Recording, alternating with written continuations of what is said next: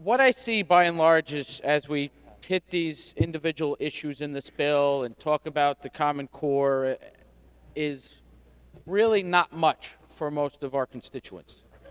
If your district is one who has been using these tests for student advancement, then maybe it's going to have an impact on the anxiety level in those districts.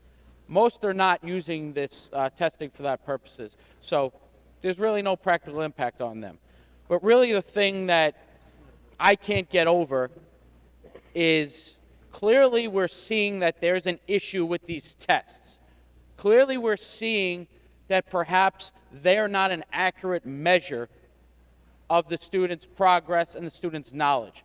And we're acknowledging that by saying we don't want it on their transcript going forward. We don't want it used for their advancement within grade levels. Yet, we're fine with continuing to use it to evaluate teachers. We're fine with continuing to make the students sit there and take the tests that we're going to tell them, we're just using, I don't know why. We're going to make you sit there, though, and take the test even though it doesn't count.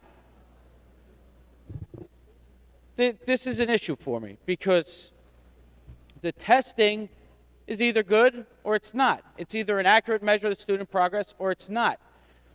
We're going to see, starting tomorrow, massive amounts of opting out of this testing all over the state.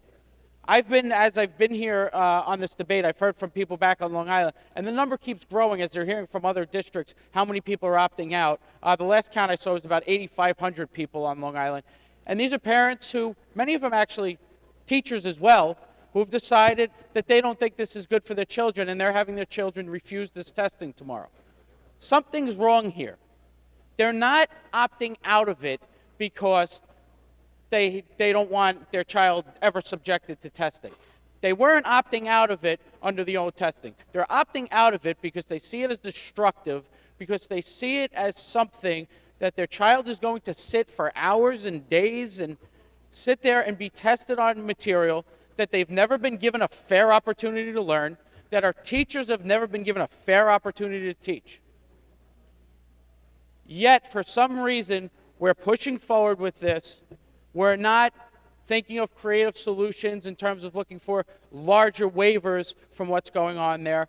And at the end of the day, in many cases, we're hurting the children, the ones that we're supposed to always be the primary people on our minds as we debate any educational policies in this chamber.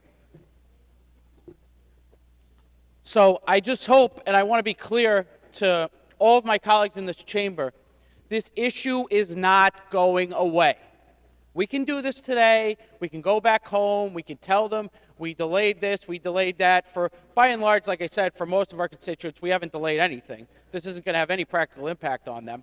But this is not going away.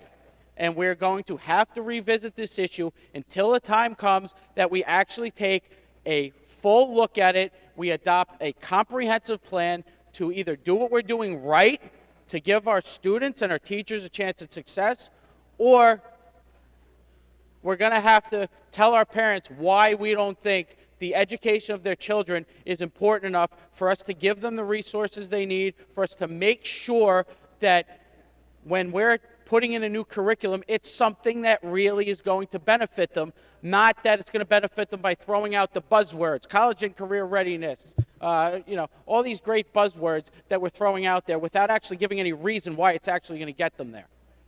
So I just want you all to realize we need to revisit this issue and we need to do more. The parents of this state are demanding nothing less.